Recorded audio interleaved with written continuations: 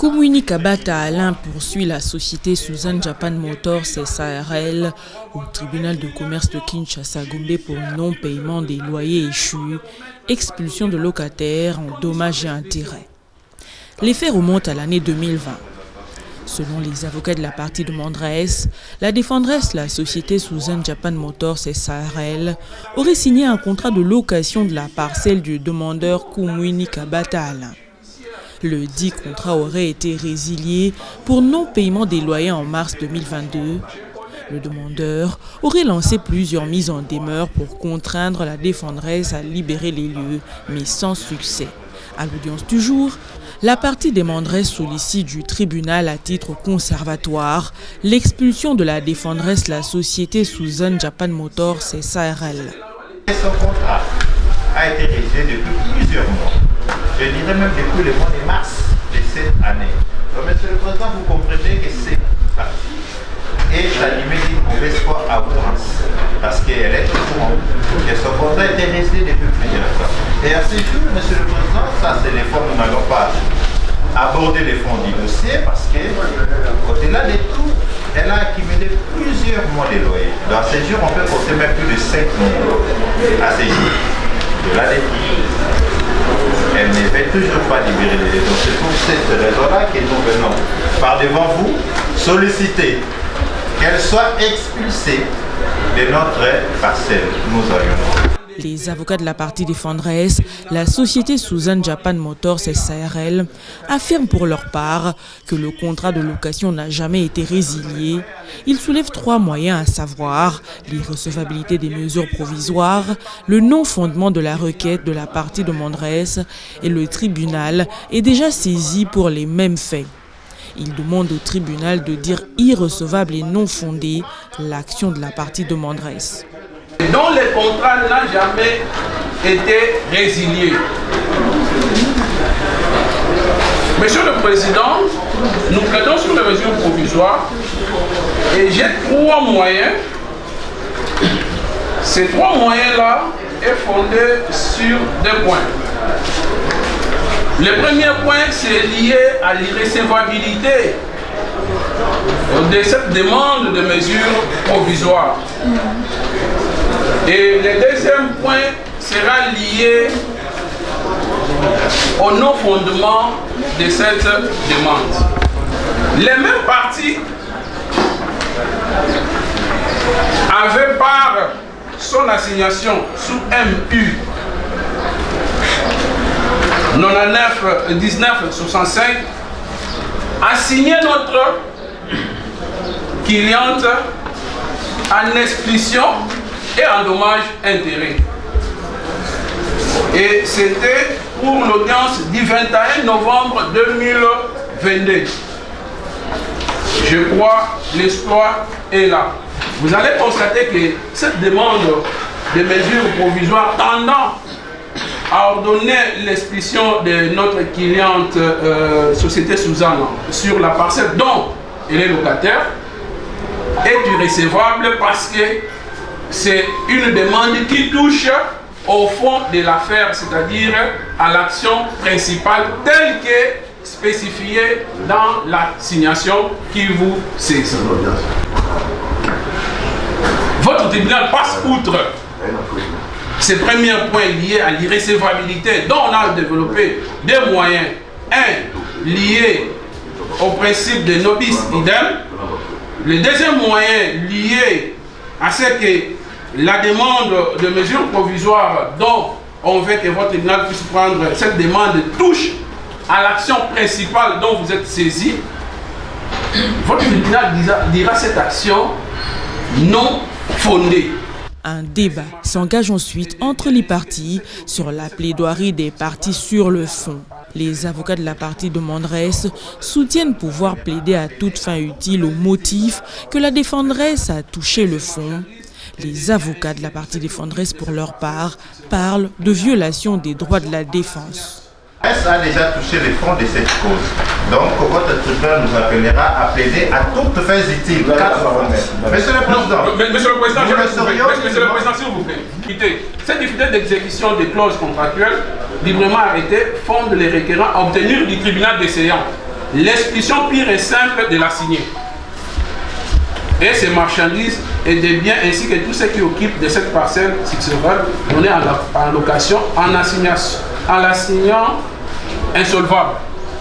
C'est ça la demande sur les mesures provisoires dont il demande. Et quand j'ai pris la parole, j'ai plaidé que sur ces moyens dont il sollicite l'expulsion.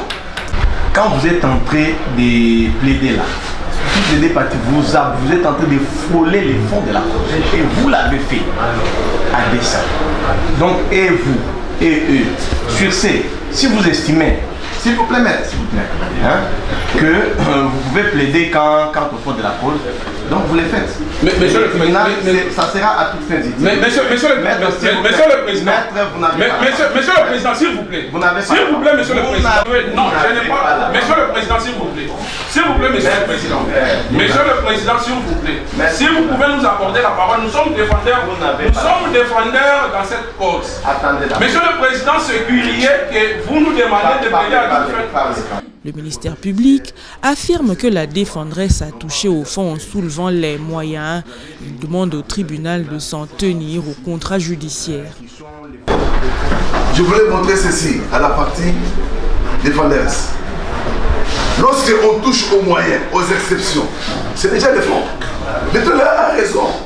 Il ne faut pas crier à tue-tête. Comme disait M. Lokomo, les droits études de forêt, où chacun a des à part. Et les droits logés dans les nuances. Lorsque tu touches les moyens, c'est déjà des fonds. Parce que pendant les mesures provisoires, il ne faut pas se lever les moyens.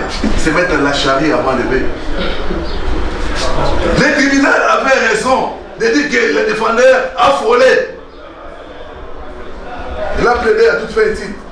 Le fait d'évoquer, de se lever les moyens là, c'est déjà les fonds. C'est pas la force. Parce que les mesures provisoires, on est sur la forme. Quand tu soulèves les moyens maintenant, parce que le jugement, avant de dire droit, c'est un jugement qui ne préjuge pas les fonds. Vous allez revenir, quand vous allez plaider sur quoi? Le fait qu'il a touché les exceptions, il a touché les fonds. Monsieur le Président, nous sommes liés par les contrats judiciaires, mais c'est provisoire. Non pas plaidé à toute fin utile, nous avons dit. Les avocats de la partie de Mondres, Koumouini Kabata Alain, soutiennent que les deux parties se seraient décidées sur la résiliation du contrat de bail. Ils demandent au tribunal de rejeter tous les moyens soulevés par la défendresse, la société Suzanne Japan Motors. Nulle part, il a été mentionné que lorsque vous concluez votre contrat, que ce soit professionnel ou résidentiel, il faut toujours retourner devant les juges pour résilier le contrat. Non, on retourne devant les juges lorsqu'il y a un conflit. Lorsque les parties ne s'accordent pas sur la résiliation. Mais dans le cas d'espèce, les deux parties se sont déjà accordées sur la résiliation. Donc la résiliation était déjà consommée. Mais sauf que cette partie s'obstine de pouvoir libérer les liens. C'est à ce titre que nous vous saisissons par demande provisoire que vous ordonnez son expulsion parce que son contrat était déjà résilié. Nous l'avions déjà indiqué. Donc, Monsieur le Président, vous avez compris que cette partie fait toujours des confusions. Elle vous parle des noms de bis idem. Je ne sais pas moi comment est-ce que cette partie pouvait évoquer ces principes. Monsieur le Président, vous avez compris que c'est par maladresse ou c'est par mauvaise foi que cette partie évoque ces principes. Et ces principes n'est nullement d'application dans les cas d'espèce. Donc pour cela, vous allez rejeter tous ces moyens développés. L'organe de la loi, dans son avis, demande au tribunal de dire recevables et fonder les mesures provisoires sollicitées par la partie de Mondres, Koumouini Kabata Alain. Mais bien l'article 133 a répondu à cela, Monsieur le Président. Est-ce que je peux répondre encore à ces moyens soulevés et par la partie de Fonderesse? Je me pose la question et je réponds moi-même. Et je dis non. Je ne réponds pas. Pourquoi je ne réponds pas? Parce que ça touche les fonds. On met la charrie avant de payer. Ce n'est pas le moment de soulever cela. Si j'étais professeur d'université, j'allais écrire un grand zéro là avec les oreilles. Je ne peux pas répondre à cela. La mesure sollicitée par le tribunal DCA est claire comme l'eau de la source. Le tribunal peut-il accorder cela sur base de l'article 133 de la loi. Mais j'ai dit oui. Les conditions est bel et bien respectées. Vous direz, Monsieur le Président, aussi longtemps que les jugements qui interviendraient avant j'ai le droit ne préjugent pas les fonds. Vous direz cette demande de mesures provisoires sollicitée par la partie demanderesse de l'irrécevable est fondée en attendant qu'on revienne au fond et ce sera justice. Et nous avons. Après avoir entendu toutes les parties et l'avis du ministère public, le tribunal clôt le débat et prend la cause en délibéré pour se prononcer dans les délais.